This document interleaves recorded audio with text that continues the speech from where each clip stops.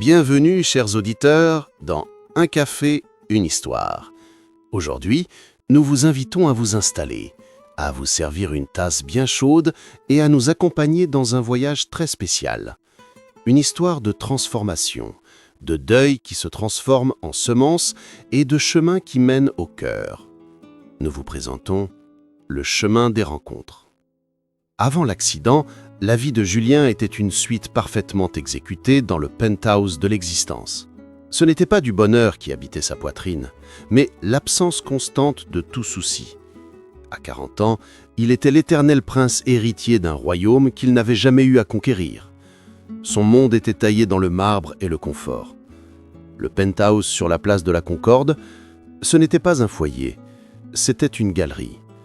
Un duplex avec des terrasses qui donnaient directement sur l'obélisque, un symbole de triomphe que je n'avais jamais conquis. Je parcourais ces pièces immaculées, mes pas s'enfonçaient dans des tapis si épais qu'ils amortissaient tout son, toute émotion. Je m'arrêtais devant les baies vitrées et je voyais Paris à mes pieds, un bouillonnement de vie et de hâte, mais je ne parvenais qu'à y voir mon propre reflet, la silhouette d'un homme confortablement vide, découpé contre la vitre.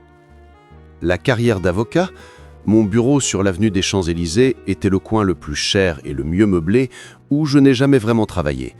Tandis que j'écoutais mes collègues parler de procès, de stratégies juridiques qui suaient l'adrénaline, moi, je réorganisais des chiffres sur un écran. Ma spécialité était les stratégies patrimoniales pour clients à haut revenu. Je traduisais mentalement cela par l'art de gérer la richesse que je n'ai pas gagnée. Mon père, Jean-Charles, avait l'habitude de me dire, avec son sourire de requin apprivoisé, « Mon fils, pourquoi irais-tu te salir les mains au tribunal si tu peux tirer les ficelles d'ici ?» Et j'acquiesçais.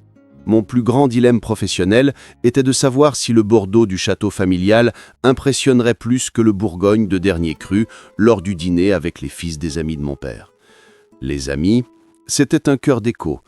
Charles, celui des chantiers navals, Sébastien, celui de l'énergie, Laure, celle des médias, nous nous retrouvions sur des terrasses avec des vues privilégiées et trinquions au champagne pour nos succès, des succès qui portaient le nom de famille de nos parents. Nos conversations étaient un échange de battements de cœur monotones, le nouveau chef à la mode, la voiture qu'il venait de faire venir d'Allemagne, l'anecdote insignifiante de la boîte de nuit de la veille. Nous rions, oui, mais c'étaient des rires qui résonnaient creux, comme des stalactites dans une grotte.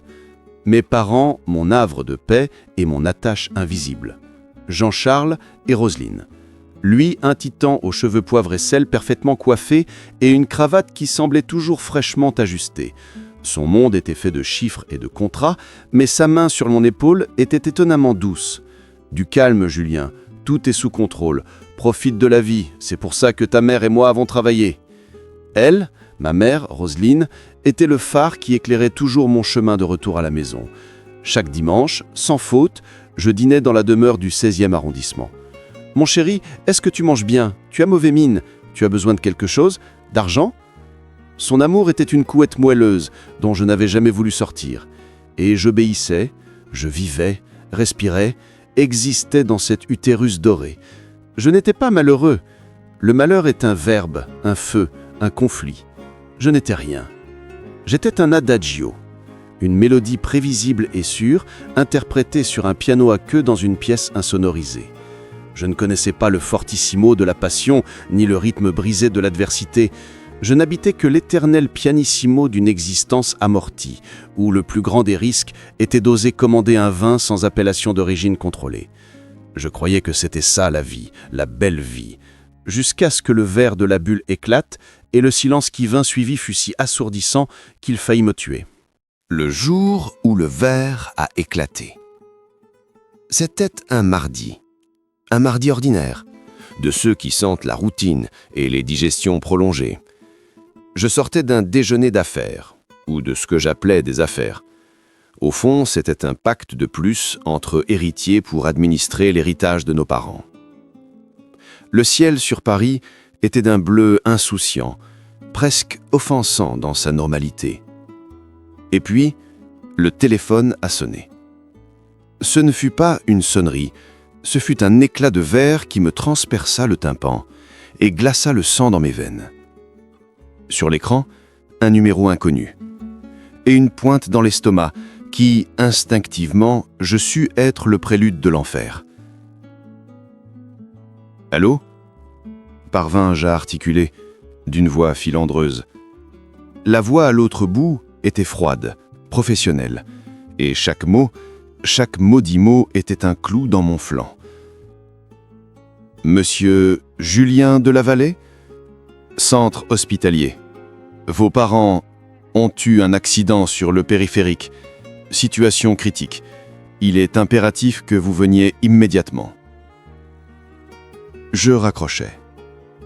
Le monde, ce monde confortable et prévisible que j'avais si souvent décrit, s'évapora. Ce qui vint ensuite fut un trajet en taxi à travers un tunnel de coton. Les klaxons, les rires des gens dans la rue, le bourdonnement de la ville, tout s'éteignit. Seul vibrait dans mes oreilles un bourdonnement aigu, assourdissant, et l'écho lointain de la voix de mon père « Du calme, mon fils, tout est sous contrôle. » Et pour la première fois de ma vie, je sus, avec une certitude absolue, que plus rien ne serait jamais sous contrôle. La salle d'attente. Mon Dieu, la salle d'attente. C'était l'antichambre de l'enfer. L'odeur de propre, d'antiseptique, me brûlait les narines. Une lumière néon clignotait au-dessus de ma tête avec le rythme irrégulier d'un cœur mourant. Et le temps se désintégra. Les minutes se transformèrent en heures, les secondes en petites éternités d'agonie. Je ne pouvais penser, je ne pouvais prier. Je ne pouvais que sentir le froid du plastique de la chaise et le vide qui se dilatait dans ma poitrine. Et puis, je le vis. Un homme en tenue verte, le visage marqué par une fatigue qui dépassait le physique. Il s'approcha. Ses pas étaient lents, trop lents, et quand il parla, ses paroles me parvinrent déformées, comme si je les écoutais du fond d'une piscine. « Impact latéral », dit-il, et ce fut la seule phrase que je compris distinctement. Le reste fut une succession de coups. Votre père, mort instantanée. Votre mère, polytraumatisme, traumatisme crânio-cérébral grave. Pronostic réservé. Elle se bat. Mort instantanée. La phrase n'était pas un concept. C'était un coup de massue qui vida ma poitrine, qui me laissa sans air, sans terre sous les pieds. Mon père, Jean-Charles, le titan, le roc inébranlable, réduit à 2 mots cliniques, stériles. Il n'y eut pas d'adieu. Il n'y eut pas un dernier conseil. Juste le silence. Et puis, ma mère. Elle se bat. Ces mots se logèrent dans mon esprit. Les mots les plus cruels et en même temps les plus porteurs d'espoir de la langue. Elle se bat. Roselyne, ma mère, se battait pour sa vie. Et moi, qui avais toujours esquivé toute battage, je ne savais même pas comment commencer à livrer la mienne. La rencontre. Je cessais d'être Julien de la Vallée pour devenir simplement le fils de la chambre 304. Telle fut ma nouvelle identité. Mon monde se réduisit à 4 murs blancs, au son monotone des moniteurs et à sa présence. Je l'ai rencontré le 3e jour, ou peut-être le 4e. Le temps avait perdu toute signification. J'étais un fantôme collé à la vitre des soins intensifs, regardant ma mère, ma Roselyne, s'accrocher à la vie par des fils que je ne pouvais voir. Elle entra avec une allure qui n'était pas de la supériorité, mais d'une autorité sereine. Elle portait une blouse blanche impeccable, mais elle n'était pas froide. Dans ses yeux, elle avait des yeux marrons et profonds, il y avait une lumière d'une attention totale, d'une intelligence qui ne jugeait pas, qui observait et comprenait. « Bonjour, je suis le docteur Gabriel Fleury », dit-elle. Sa voix était différente, claire, tranquille, comme une rivière qui coule sans hâte, mais avec une force souterraine. Elle me tendit la main, et moi, l'esprit vide, la serrai. Ce fut le premier contact humain véritable depuis l'annonce. Elle ne me fit pas de petites tapes dans le dos, elle ne me sortit aucun cliché vide. Elle s'assit à mes côtés sur cet inconfortable canapé de vinyle et m'expliqua avec des mots précis, mais humains, l'état de ma mère.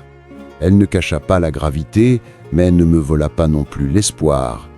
Elle parlait de petites améliorations, de stabilisation.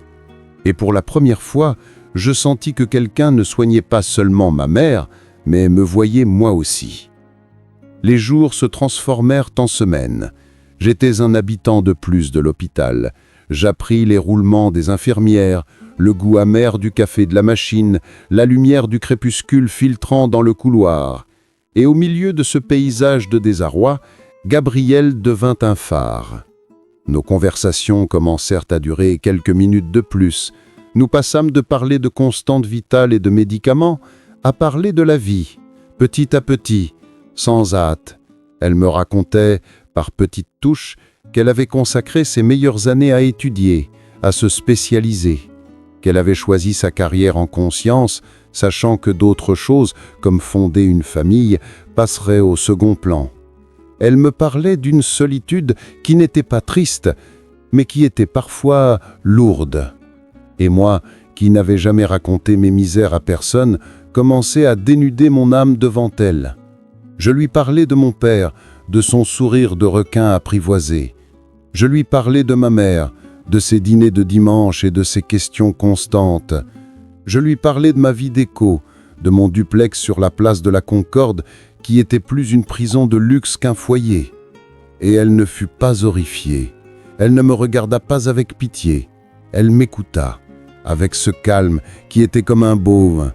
L'amitié qui naît entre nous ne fut pas explosive. Il n'y eut pas de feu d'artifice. Ce fut comme une plante qui pousse dans une fissure d'une roche, avec patience, se frayant un chemin vers la lumière sur un terrain stérile. C'était le seul vrai réconfort que j'avais, la seule prise à la terre au milieu de l'ouragan de ma douleur, jusqu'à ce que vienne le jour où tous les moniteurs émirent un bip plat et éternel, le jour où le combat de ma mère prit fin. Je me souviens m'être effondré dans un coin de la chapelle entièrement vidé. Il ne restait plus rien, ni rage, ni douleur, seul un vide absolu, noir et silencieux. Et ce fut là, dans cette quiétude mortuaire, qu'elle me trouva. Elle ne dit rien, ce ne fut pas nécessaire. Elle s'assit à mes côtés sur le banc de bois et son épaule effleura la mienne. Un contact léger mais ferme. Et elle resta là, respirant avec moi, partageant le poids de mon silence pendant un moment qui put être une minute ou une heure. À cet instant, elle m'offrit la seule chose dont j'avais besoin, ne pas être seul dans le trou le plus noir de ma vie. Et ce simple geste de rester à mes côtés dans le silence fut la première et la plus importante de toutes les rencontres. L'abîme et la graine. Après l'hôpital vint le silence. Un silence dense, lourd comme une dalle de marbre. Je retournai dans mon duplex sur la place de la Concorde et pour la première fois je compris le mot « désolation ». Ces murs immaculés, ces meubles design, n'étaient plus un refuge. C'était un mausolée.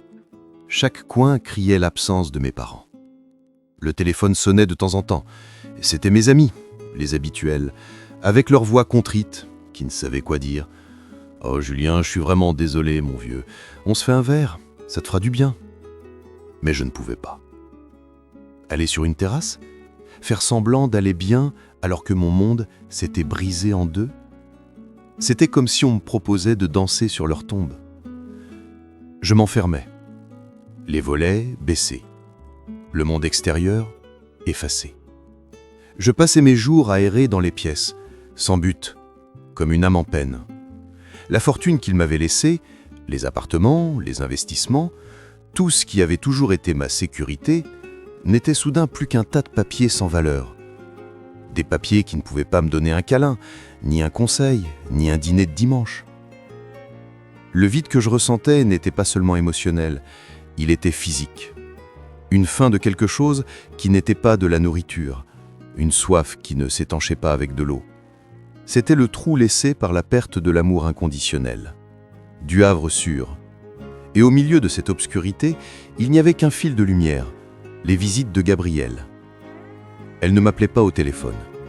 Elle apparaissait. Elle sonnait à la porte un samedi après-midi, avec un sac de la boulangerie à la main. « Je t'ai apporté un pain au chocolat », disait-elle, comme si c'était la chose la plus normale du monde.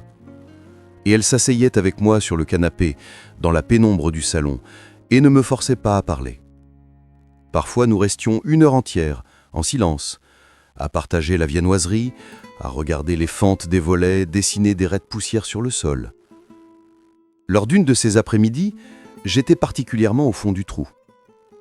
J'avais trouvé une écharpe de ma mère dans une penderie, et son odeur, encore présente, m'avait complètement anéanti. « Je ne sais pas comment continuer, Gabi, avouai-je, la voix rauque. Je n'ai pas de pourquoi. » Elle me regarda de ses yeux sereins, ne répondit pas tout de suite, laissa mes mots flotter dans l'air. Le pourquoi ne se cherche pas, Julien. Il se construit, pas à pas. Je secouai la tête, incrédule. Je ne sais rien construire. Je n'ai jamais eu à le faire. Alors c'est le moment d'apprendre, répondit-elle avec un léger sourire. Et pour apprendre à marcher, le mieux est de se mettre en marche. Et puis, elle lâcha la graine. Pourquoi ne viendrais-tu pas faire le chemin de Saint-Jacques avec moi ? Je la regardais interloqué. Le chemin de Saint-Jacques ? C'était un truc de curé, de hippie, de gens qui ont de la foi. Je ne crois pas à ces choses, Gabi. Je ne suis pas religieux. Elle eut un rire doux, un son qui nettoya pendant une seconde la lourdeur de la pièce. Moi non plus, Julien. Et je suis médecin.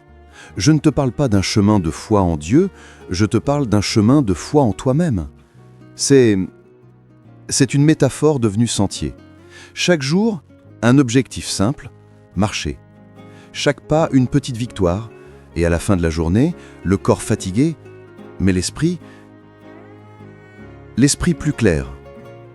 C'est la meilleure thérapie que je connaisse pour réorganiser la douleur. Réorganiser la douleur. Cette phrase me frappa. Il ne s'agissait pas d'oublier, mais d'apprendre à vivre avec le vide, de lui donner une place qui ne soit pas au centre de tout.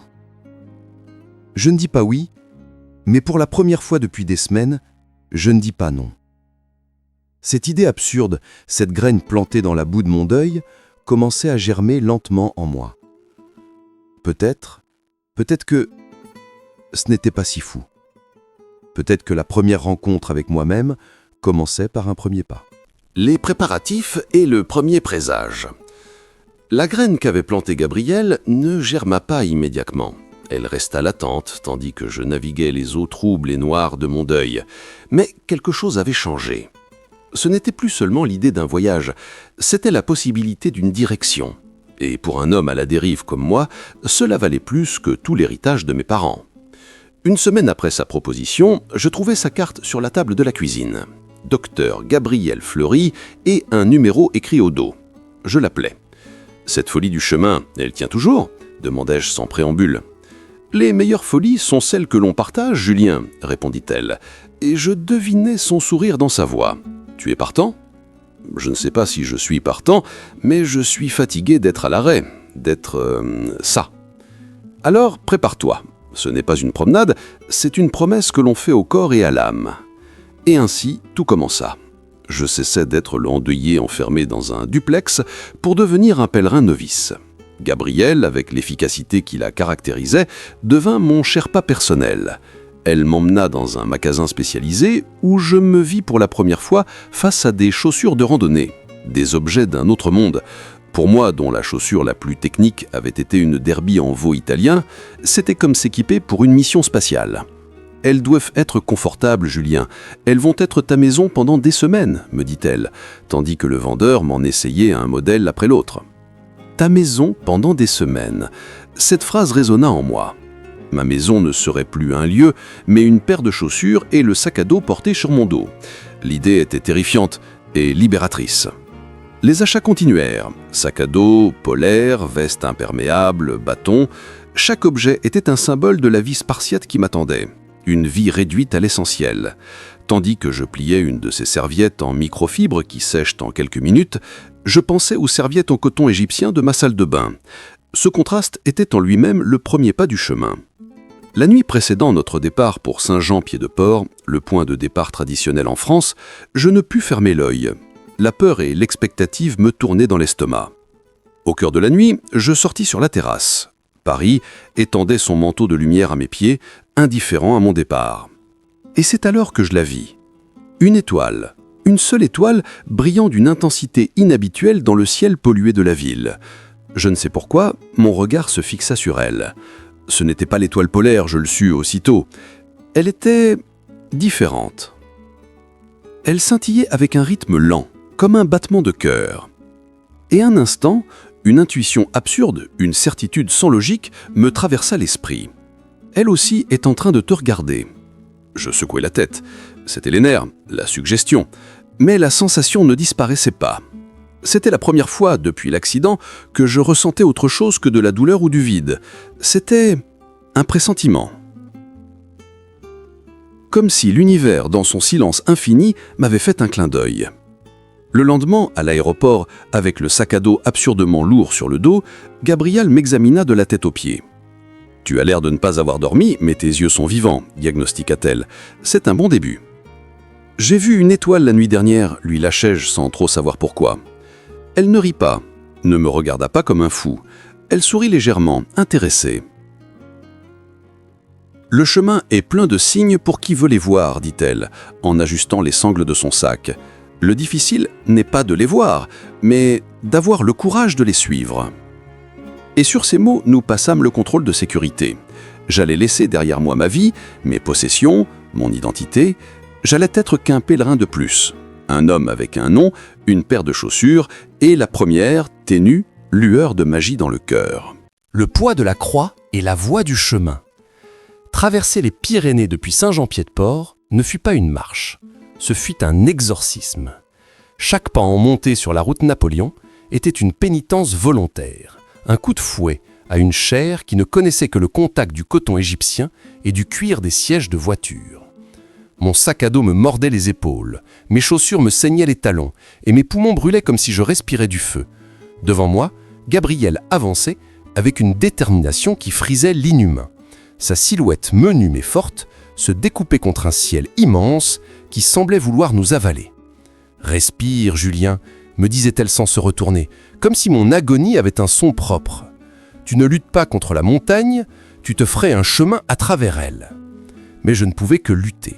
Lutter contre la douleur, contre la fatigue, contre le regret d'avoir accepté cette folie. Chaque fois que je m'arrêtais haletant, le silence de la montagne me giflait. Un silence si vaste et profond qu'il faisait paraître celui de mon duplex comme un murmure. Et dans ce silence, les pensées noires revenaient en meute. « Que fais-tu ici ? Tu n'as pas ta place, tu n'es pas assez fort. » Après des heures d'une ascension interminable, nous atteignîmes un col. Le vent soufflait fort, essuyant la sueur de mon front, mais pas l'amertume de mon âme. Je m'effondrais sur une pierre, vaincu. Je regardais mes mains, propres, sans cale, les mains d'un enfant riche. Et je sentis une haine féroce envers moi-même. « Je n'en peux plus, Gabi », avouai-je, et ma voix sonna la reddition. Elle s'approcha et me tendit sa gourde. Son regard n'était pas de pitié, mais d'une patience ancienne, comme celle de la roche elle-même. « Le chemin ne te demande pas de ne pas tomber, » dit-elle avec un calme qui, sur le moment, m'irrita. « Il te demande de te relever, et tu le feras, parce que pour l'instant, te relever est le seul sens que tu aies. » Alors qu'elle parlait, une ombre rapide traversa le ciel au-dessus de nous. Un gypaète barbu, immense et majestueux, planait au-dessus de l'abîme. Je le regardais, hypnotisé. Cet oiseau qui se nourrit de ce qui est déjà mort, volant avec une élégance brutale sur l'immensité. Et puis, une voix. Pas une voix extérieure, mais une qui surgit du plus profond de mon être, claire et distincte. Ici, on ne vient pas pour être qui tu étais. On vient pour être qui tu dois être. Un frisson me parcourut de la tête aux pieds. Ce n'était pas ma pensée, c'était une réponse. Je regardais Gabrielle alarmée, mais elle se contentait de sourire, comme si cet oiseau et ce message faisaient partie du paysage. Tu l'as entendu ? demandai-je abasourdi. J'ai entendu le chemin, répondit-elle, énigmatique.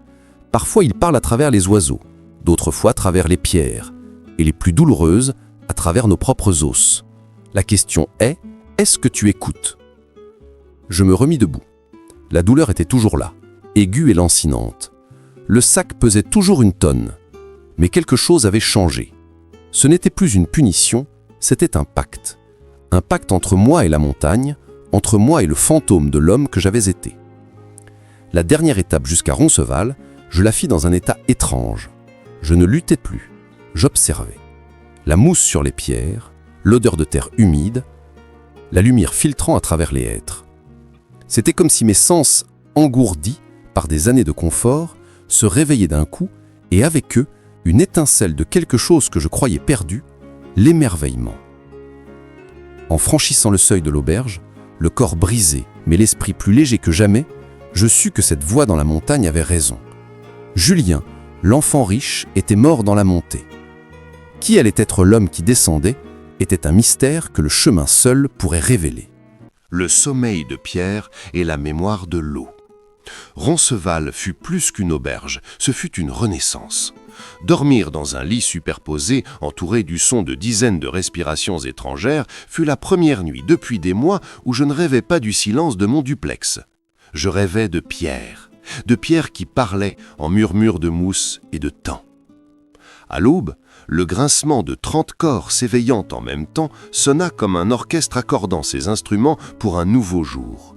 En sortant, le brouillard s'accrochait aux arbres avec des doigts de coton froid. L'Espagne s'ouvrait devant nous, verte et humide. Cette deuxième étape fut différente. La douleur n'était plus un ennemi, c'était un compagnon de voyage. Une conversation constante avec mes limites. Nous descendîmes par des forêts de hêtres qui filtraient la lumière comme une eau couleur émeraude. Et ce fut là, près d'un ruisseau aux eaux si claires qu'elles semblaient liquéfier le temps, que le chemin me parla de la deuxième fois. Je m'étais assis pour panser une ampoule, maudissant en silence ma peau molle et ma maladresse. Gabriel, comme toujours, quelques pas en avant, avait sorti sa gourde et regardait l'eau couler. Soudain, un vieux pèlerin, de ceux qui semblent faits d'écorce et de sagesse silencieuse, s'arrêta près de nous. « L'eau a une mémoire, dit-il, comme ça, sans préambule, comme s'il continuait une conversation commencée il y avait longtemps.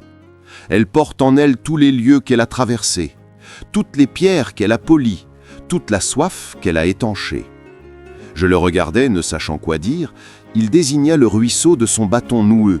« Toi, tu es comme cette eau maintenant, mon garçon, trouble par la douleur, pleine de pierres que tu n'as pas choisies, mais elle coule toujours, et avec le temps, elle s'éclaircit. Elle gardera toujours les pierres en elle, oui, mais elles feront partie de son courant, et non plus son obstacle. » Avant que je puisse répondre, l'homme hocha la tête pour lui-même et repartit, disparaissant dans la brume comme un fantôme bienveillant. Gabrielle s'approcha et me tendit sa gourde. « Bois, me dit-elle, et souviens-toi. » Je bus. L'eau était froide et avait un goût de terre, de racines, de secret. Et un instant, une image nette comme une photographie m'envahit.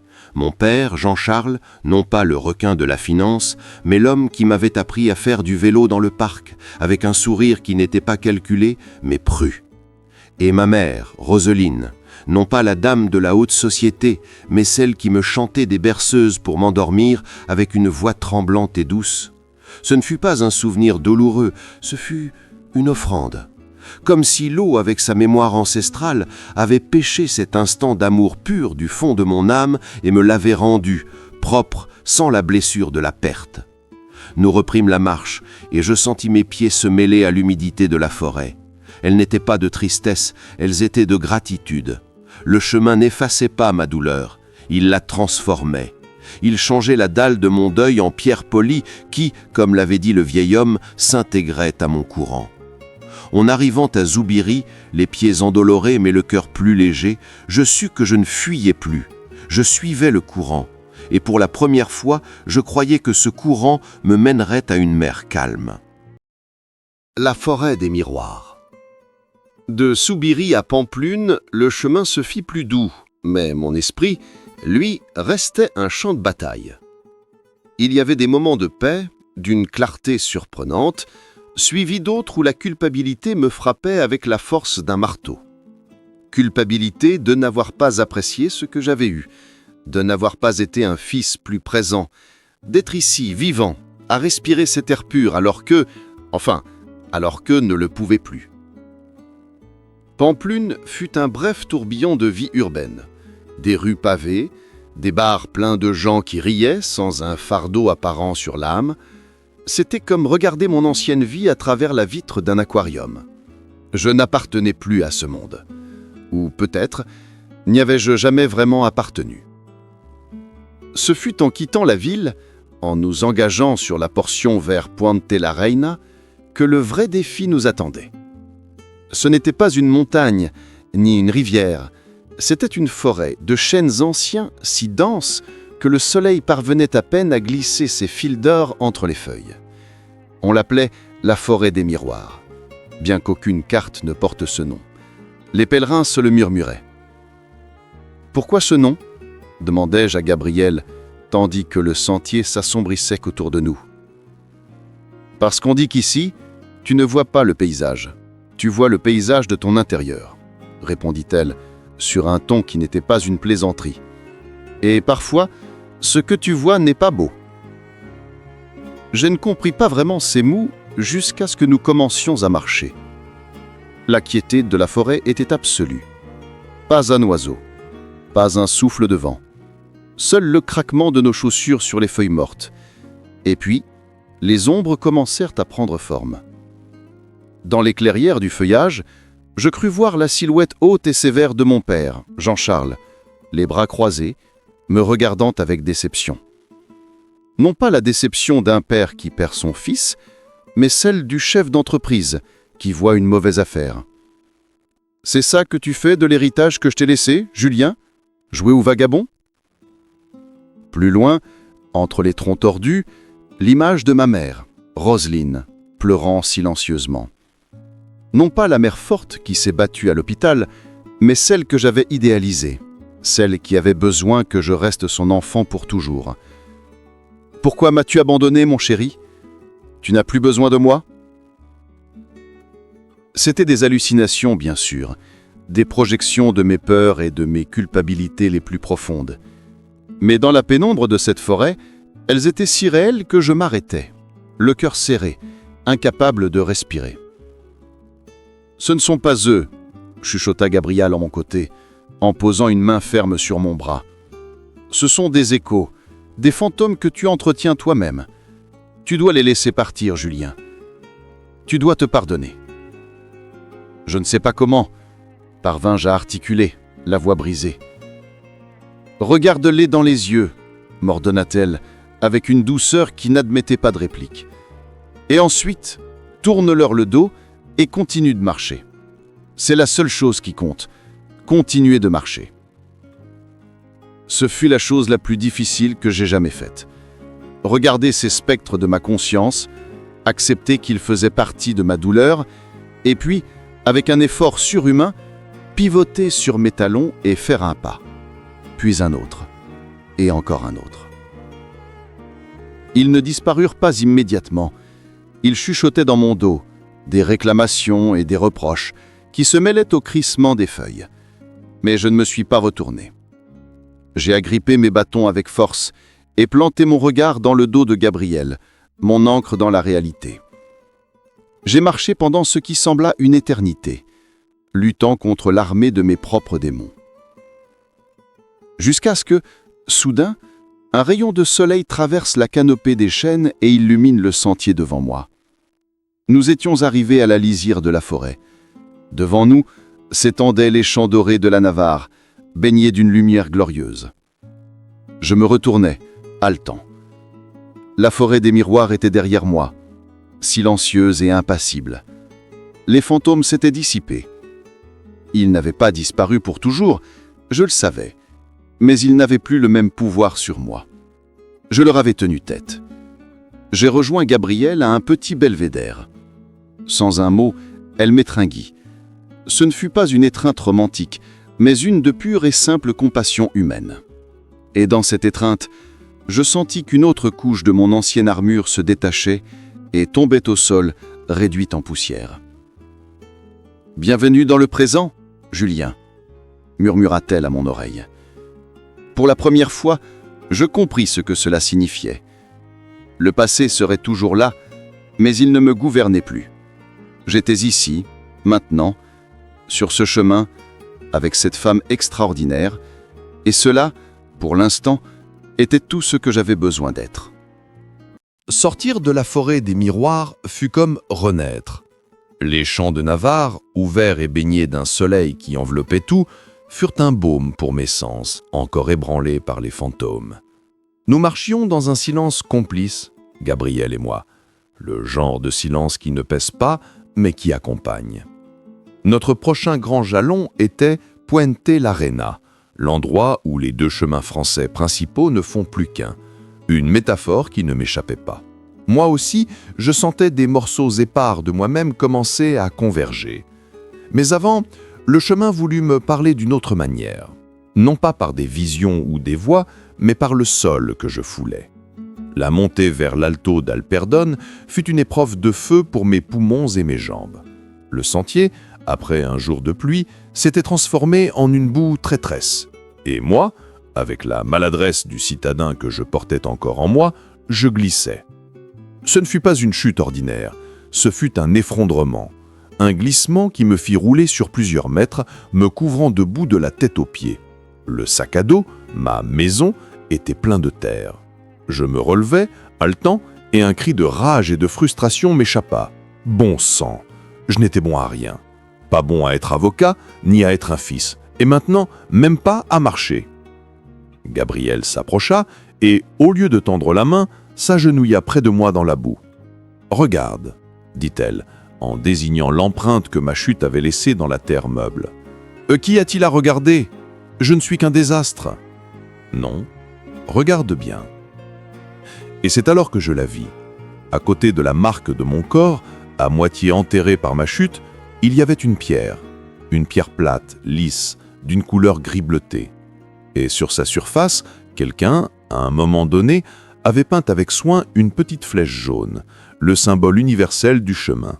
« Parfois, il faut tomber », murmura Gabriel, en déterrant la pierre avec précaution pour me la passer, pour découvrir la signalisation qui te guide. Le chemin te montre toujours la route, Julian, même quand tu penses être perdu. Surtout quand tu penses être perdu. Je pris la pierre. Elle était froide et lourde dans ma main couverte de boue. Cette flèche, cachée sous la boue de mon échec, était un message. Ce n'était pas de la magie, c'était la logique du chemin. Une bonté simple et profonde laissée par un pèlerin anonyme pour ceux qui viendraient après. Je rangeai la pierre dans mon sac à dos, non pas comme un talisman, mais comme un rappel, que les chutes font partie du voyage, et que souvent, c'est sur le sol couvert de boue que l'on trouve les réponses.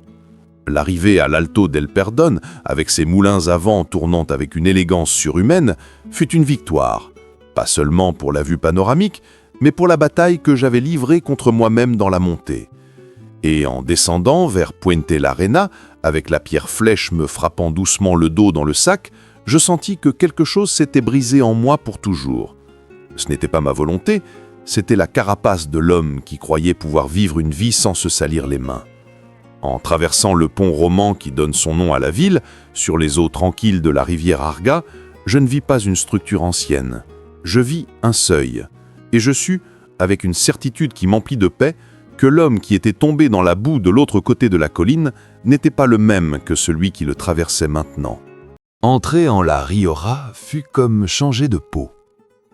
Les verts intenses de la Navarre cédèrent la place à un paysage plus sec, plus doré, où les collines ondulaient comme des vagues pétrifiées et où l'air sentait le thym et la terre chaude. Et à l'horizon, telle une armée en ordre de marche, s'alignaient les vignes. Ici, le soleil ne caressait pas, il brûlait.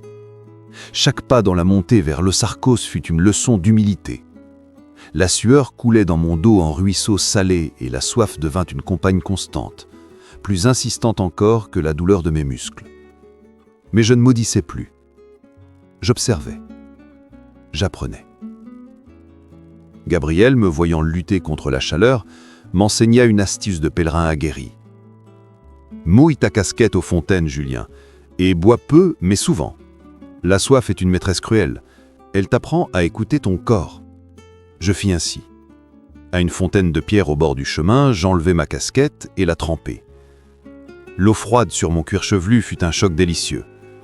En la remettant, les gouttes ruisselaient sur ma nuque et mon front. C'était un plaisir simple, primitif, que mon ancien moi, dans son duplex climatisé, n'aurait jamais pu comprendre. Près d'un petit village, dont les maisons de pierre semblaient se fondre dans la terre, nous trouvâmes un vieux vendangeur se reposant à l'ombre d'un cyprès. Sa peau était tannée comme du cuir, et ses yeux semblaient avoir vu des siècles passer sur ce même chemin. « De l'eau, pèlerin ?» nous offrit-il, désignant un bottigeau en terre cuite à ses pieds. Nous acceptâmes avec gratitude. Je bus au bec de la cruche, et l'eau avait un goût différent, d'argile et de tradition. Cette année, les raisins seront bien chargés, commenta-t-il plus pour lui-même que pour nous. La plante souffre avec le soleil, se tord pour chercher l'eau, et c'est là, dans la lutte, que le fruit se charge de caractère. Le bon vin, les enfants, naît de la difficulté, pas de l'arrosage facile. Ces paroles me frappèrent avec la force d'une vérité universelle. J'avais été une plante de serre, arrosée à heure fixe, protégée de toute intempérie.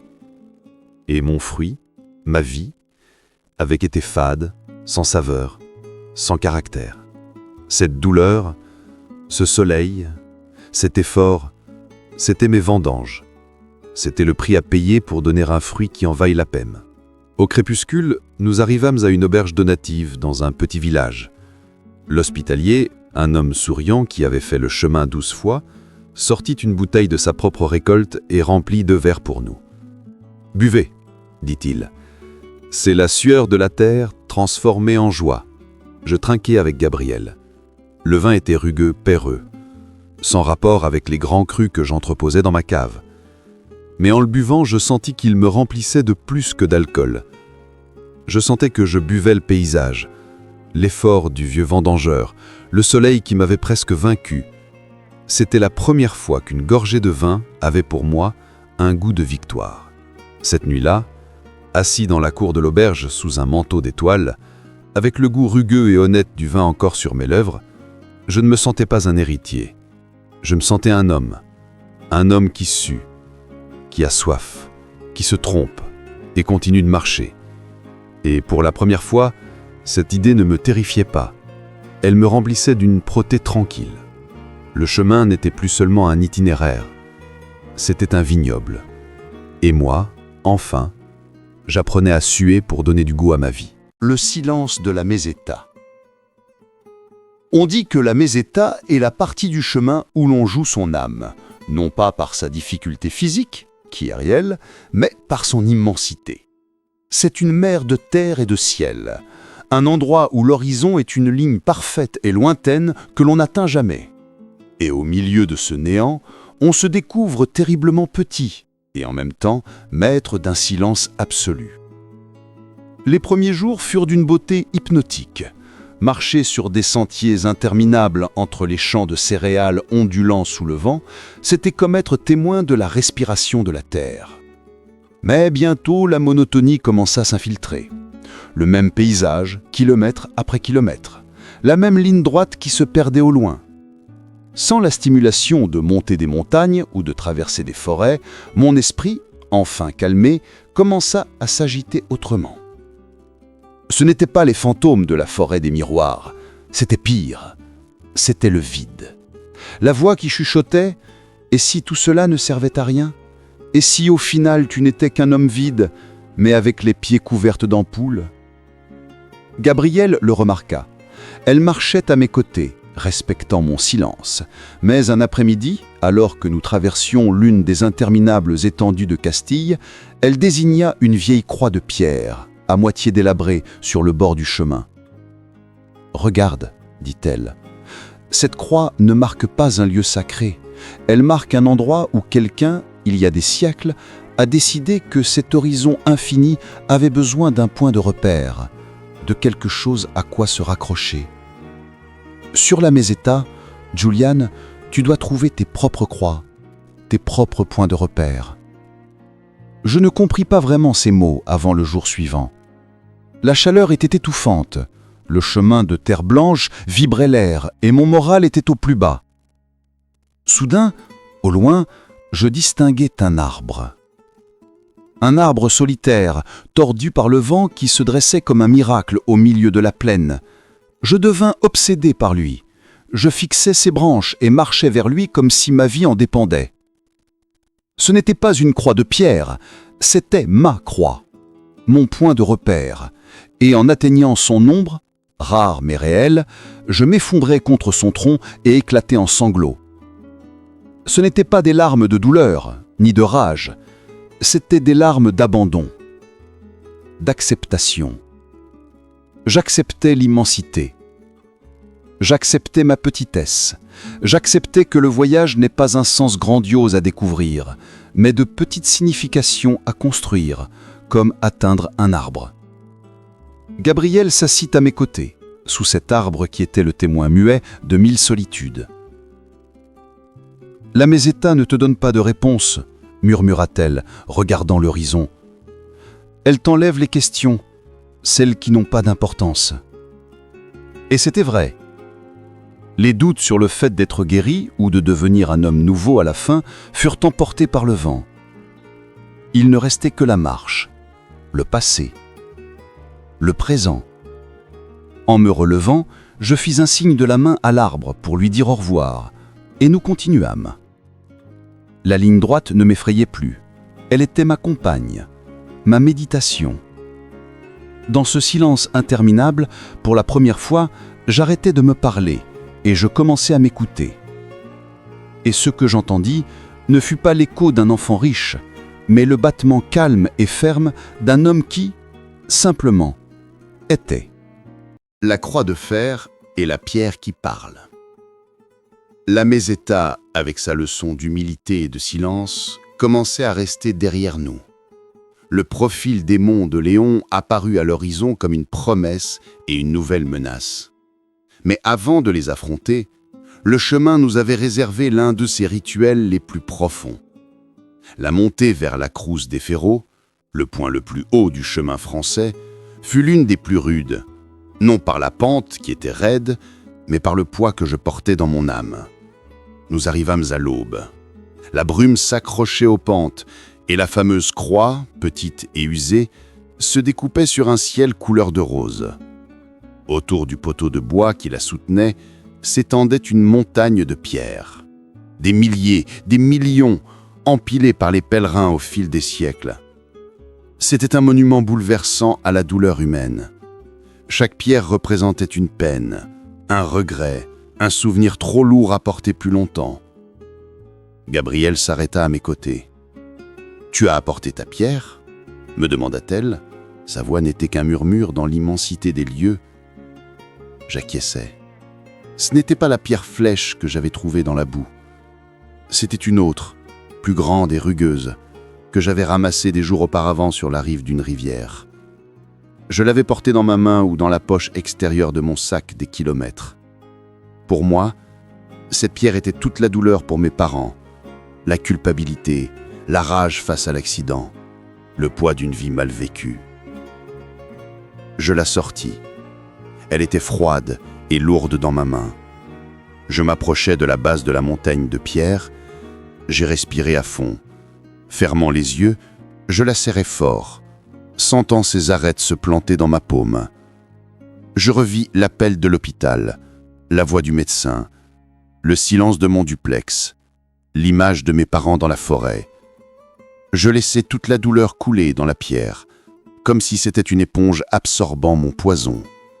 Et puis, avec un soupir, qui était à la fois un adieu et une libération, je la posai délicatement sur les autres. Ce ne fut pas un geste dramatique, ce fut silencieux, intime. Mais à cet instant, je sentis une légèreté physique si réelle que je faillis perdre l'équilibre. C'était comme si on m'avait enlevé un sac à dos de plomb des épaules.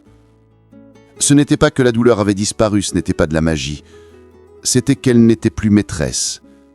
Je l'avais laissée là, transformée en une simple pierre de plus sur une montagne d'histoire étrangère.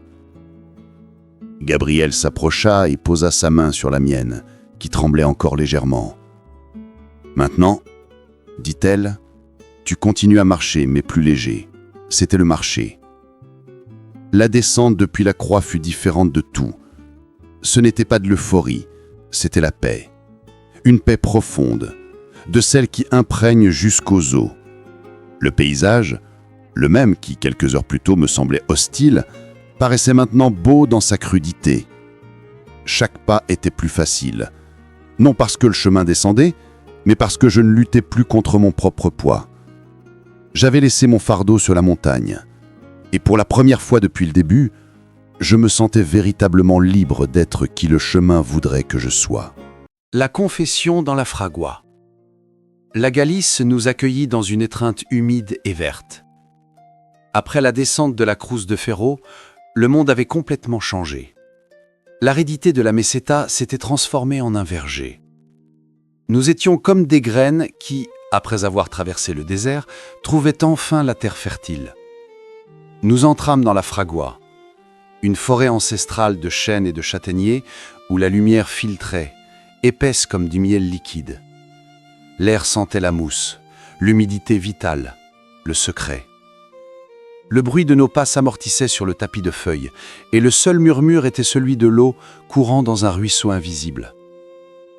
C'était un lieu hors du temps, un sanctuaire naturel. Nous marchions en silence, mais ce n'était pas le silence tendu de la Meseta, c'était un silence confortable, habité. La paix trouvée sur la montagne s'était installée en moi, et dans ce calme naquit le besoin de la vérité la plus profonde. « Gabi » dis-je, et ma voix résonna avec clarté dans la pénombre de la forêt. Elle se tourna pour me regarder, et ses yeux brillaient dans la faible lumière filtrant à travers les feuilles. « Tu te souviens de ce que tu m'as dit à l'hôpital, que le chemin était pour se retrouver soi-même » ? Je m'en souviens. Eh bien, je crois qu'il peut aussi servir à trouver les autres, d'une manière que je ne connaissais pas. Je m'arrêtai. Elle s'arrêta elle aussi, face à moi. La forêt semblait retenir son souffle. J'ai passé toute ma vie entouré de gens, mais j'ai toujours été seul. Je confessais, les mots venant avec une facilité qui me surprenait. Dans mon monde, tout était transaction, apparence. L'affection de mes parents, bien que réelle, était aussi une bulle. Jusqu'à ce que tu arrives. Et tu as été la première personne, la seule, à m'avoir vu nu, brisé, couvert de boue, pleurant comme un enfant, et à ne pas t'être éloigné. Au contraire. Elle ne dit rien. Elle m'écoutait seulement avec une intensité qui emplissait tout. Je ne sais pas ce que je deviendrai après ça. Je ne sais pas si je serai un bon avocat ou si je trouverai un autre métier. Mais il y a une chose dont je suis sûr. Je ne veux plus continuer à marcher seul. Et je ne parle pas du chemin. Gabrielle sourit. Un sourire lent, magnifique, qui illumina la fragua plus qu'aucun rayon de soleil. « J'ai aussi une confession, dit-elle. Sa voix n'était qu'un murmure se mêlant au bruit de l'eau. J'ai consacré ma vie à réparer les autres, à être forte pour ceux qui souffrent. Et à l'hôpital, quand je t'ai connue, pour la première fois, j'ai eu envie de réparer quelqu'un, pas seulement en tant que médecin, mais en tant que femme. J'ai eu envie d'être là pour toi. Et ce voyage a été autant le mien que le tien, Julien. Parce que moi aussi j'étais perdu dans ma propre force. Et alors, dans la quiétude magique de la fragua galicienne, cela arriva. Il n'y eut pas de mouvement brusque, ce ne fut pas un emportement de passion, ce fut la conséquence naturelle de tout ce que nous avions vécu. Nous nous rapprochâmes l'un de l'autre et nos lèvres se rencontrèrent dans un baiser. Ce ne fut pas un baiser de film, il fut lent, profond, plein de la vérité de deux âmes qui se sont vues de l'intérieur et se sont acceptées. Il avait un goût de terre mouillée, d'efforts partagés, de futur. Et quand nous nous séparâmes, nous ne fîmes aucun serment. Ce n'était pas nécessaire, le chemin l'avait déjà fait pour nous. Nous reprîmes la marche et nos mains se trouvèrent et s'entrelacèrent naturellement, comme si elles avaient toujours été destinées à être ainsi. Le sentier continuait devant, mais nous n'étions plus deux pèlerins. Nous étions un chemin qui marchait. Le but est la pierre qui roulait. Les derniers jours vers Saint-Jacques furent un rêve marchand. La Galice devint plus douce, plus domestique, avec ses auréos et ses calvaires. Mais chaque pas était empreint d'un mélange d'euphorie et de nostalgie. Le but était proche, et avec lui, la fin de ce monde isolé que nous avions créé. Vint le matin où, après une ultime montée parmi les eucalyptus, le Monte del Gozo nous offrit sa promesse. Là, dans la brume, apparurent les silhouettes lointaines des tours de la cathédrale. Un murmure d'émotion parcourut tous les pèlerins. Certains chantaient, d'autres pleuraient en silence. Moi, je restais immobile, la main de Gabriel serrant la mienne, et je laissais l'image se graver au fer rouge dans ma mémoire. Ce n'était pas un triomphe que je ressentais, c'était de la gratitude. L'entrée à Saint-Jacques fut un tourbillon d'émotions contradictoires. Le son du joueur de cornemuse dans la Rua do Franco, l'agitation de la ville, c'était comme se réveiller brusquement d'un rêve profond. Nous nous faufilâmes parmi les touristes et les pèlerins jusqu'à déboucher sur la Plaza del Obradoiro. Et elle était là. La façade baroque de la cathédrale, taillée dans la pierre dorée, se dressait devant nous comme une ultime montagne. Il n'y eut pas de cri de victoire. Je m'arrêtai, laissai tomber mon sac à dos au sol et posai les mains sur mes genoux, haletant. Non pas pour l'effort physique, mais sous le poids écrasant de l'instant. Gabriel s'appuya contre mon épaule, et ensemble, en silence, nous regardâmes le but. Je sentis une larme chaude couler sur ma joue. Ce n'était pas pour mes parents, ni pour la douleur surmontée. C'était pour le voyage lui-même. Pour l'homme que j'avais été, et pour celui qui était arrivé ici. « Nous l'avons fait !» chuchota-t-elle, et sa voix tremblait. « Non !» répondis-je, en essuyant mon visage avec ma manche. « Ce n'est juste la pierre qui marque l'endroit où tout a changé. » Nous entrâmes dans la cathédrale, la pénombre, l'odeur d'encens et de pierres séculaires, des pèlerins assis sur les bancs, la tête basse, épuisés et heureux.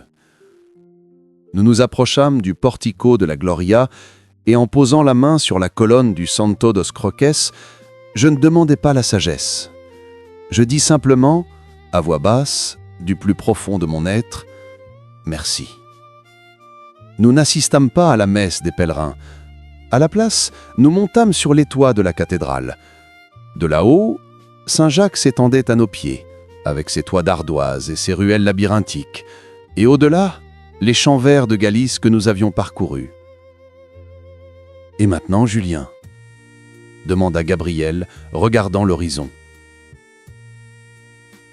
Je sortis de ma poche la petite pierre lisse et grise que j'avais portée depuis la rivière, celle qui avait représenté ma douleur et que, après l'avoir symboliquement laissée à la Cruz des Ferros, j'avais reprise, vidée de son poids originel.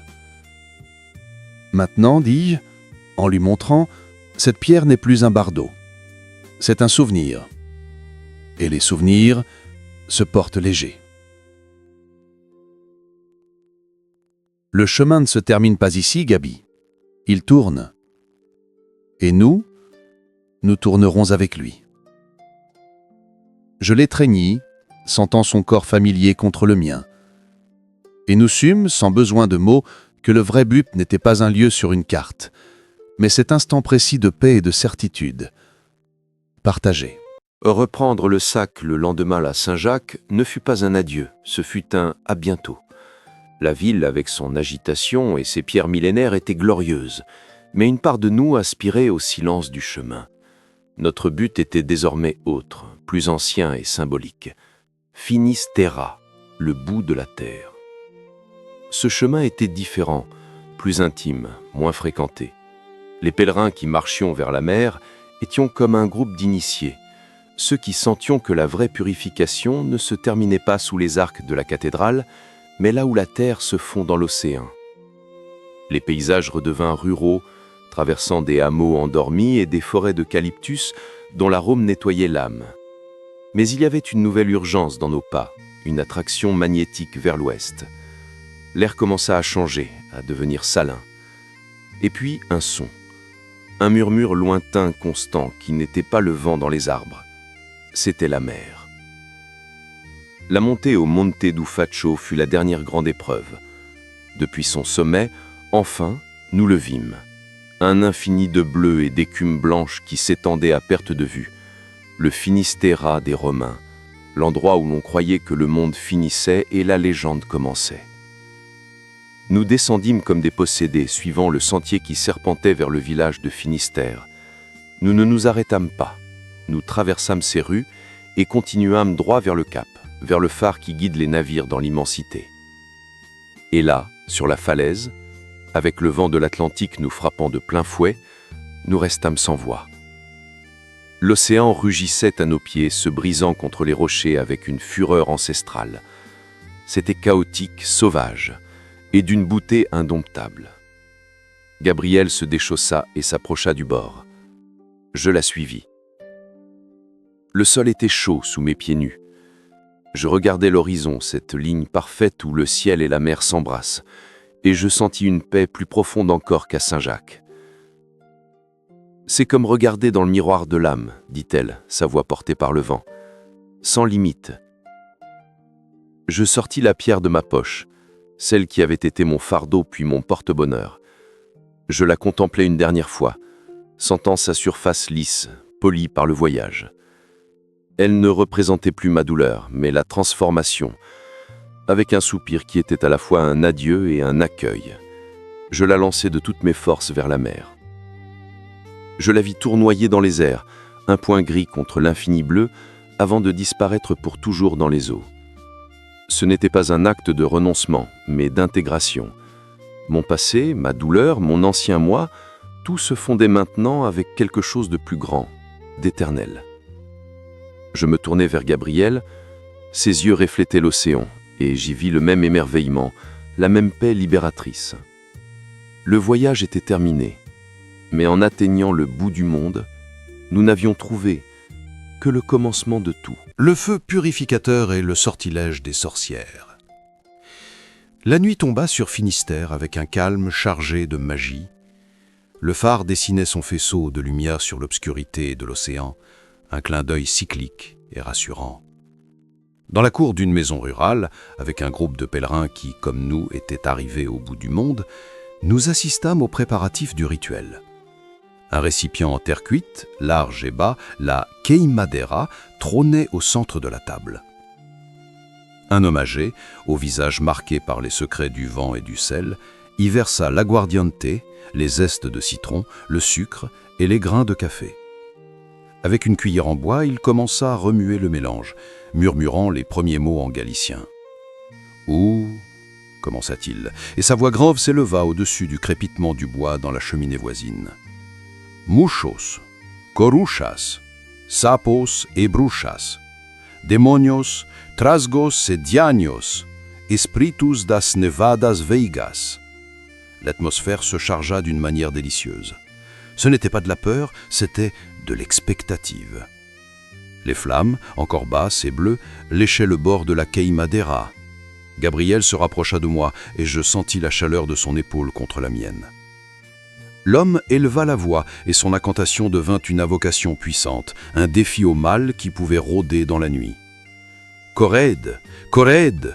proclama-t-il, tandis que la flamme grandissait, devenant orangée et vive. Que ulume desta quemada espante a mala sorte et os espriños negros que nous rodejan. Le feu brûlait avec force maintenant, une colonne bleue et orange qui illuminait tous nos visages, dessinant des ombres dansantes sur les murs de pierre. Je regardais Gabrielle. Ses yeux fixés sur les flammes brillaient de la lumière du feu purificateur. C'était comme si nous assistions à la crémation symbolique de tous nos fantômes, de mes peurs, de ses doutes, des chaînes que nous avions traînées jusqu'ici. « Oh !» cria l'homme une dernière fois, et il éteignit le feu d'un coup sec du couvercle.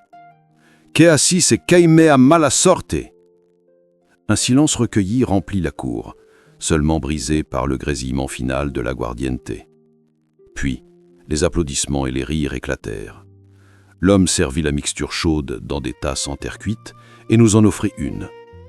Para os valentes que chegaron au fin do mundo, dit-il, avec un sourire qui n'était plus celui d'un sorcier, mais d'un hôte. Je bus. Le liquide, doux et brûlant, parcourut ma poitrine d'une chaleur qui n'était pas seulement celle de l'alcool. Il avait un goût de terre, de citron sauvage, de légende et de communauté. C'était la boisson de ceux qui ont vaincu leurs propres démons. Gabrielle goûta la sienne et me regarda par-dessus le bord de sa tasse. « Crus-tu au Meiga » me demanda-t-elle avec complicité. « Je crois, » répondis-je sans hésiter, « au feu qui brûle ce qui est superflu et au sortilège qui nous rappelle que nous sommes plus forts que nos peurs. » Sous un manteau d'étoiles qui semblait plus brillante ici, aux confins de la terre, nous trinquâmes. Pas de champagne, mais du feu doux de la Queimada. Nous n'étions plus ceux qui avaient commencé le chemin. Nous étions quelque chose de nouveau, quelque chose qui avait été forgé à pied, lavé par la pluie, séché par le soleil, et maintenant béni par le feu et le sortilège des sorcières. Le voyage physique était terminé, mais le feu de cette nuit et la femme à mes côtés m'assuraient que l'aventure, la vraie, ne faisait que commencer. Le premier jour. Parfois, la vie ne te donne pas ce que tu demandes. Elle te donne ce dont tu as besoin. À moi, qui ne souhaitais que voir la douleur s'arrêter, elle a offert un chemin. Et sur ce chemin, je me suis retrouvé moi-même. Et en me retrouvant, j'ai trouvé Gabrielle. Aujourd'hui, je ne vis plus dans le duplex de la place de la Concorde. J'habite une maison plus petite, avec une terrasse et des plantes en pot, où le bruit de la ville n'est qu'un murmure lointain et agréable. Je suis toujours avocat, mais j'ai réorienté ma pratique. Maintenant, j'aide des familles à gérer leur patrimoine, oui, mais avec une approche différente, pour que l'argent soit un outil qui construise des rêves et non une cage qui les emprisonne. L'héritage de mes parents, enfin, a un sens. Gabrielle et moi, nous continuons de marcher. Pas le chemin de Saint-Jacques, mais le nôtre, celui des randonnées du dimanche, des projets de dernière minute, des dîners à la maison où la conversation est le plat principal. C'est une vie plus simple, plus vraie, une vie où chaque jour est un but et un nouveau commencement. Souvent, quand je regarde en arrière, je pense à ce Julien qui s'effondra dans la boue des Pyrénées. Je n'ai plus de peine pour lui. Je lui porte de l'affection parce que c'est sa chute qui nous a conduits jusqu'ici. Et c'est lors de ce voyage, dans cette histoire de rencontre, que je vous ai aussi rencontré vous tous. Chers auditeurs d'Un café, une histoire, merci beaucoup. Merci d'avoir marché à mes côtés jusqu'à Finistère, d'avoir partagé chaque pas, chaque soupir, chaque découverte. Ce café virtuel avec vous a été l'une des rencontres les plus précieuses. J'adorerais savoir d'où avez-vous fait ce chemin avec nous, de quel coin du monde nous écoutez-vous. Laissez-nous le savoir, car dans ce voyage, chaque salut est une flèche jaune qui nous guide. L'histoire de Julien et Gabrielle s'achève ici, mais la vôtre reste à écrire. Alors prenez votre sac à dos, votre courage ou simplement votre tasse de café et commencez à marcher. Votre chemin vous attend. Pour Un café, une histoire, c'est tout. Ce fut un honneur. Bon chemin.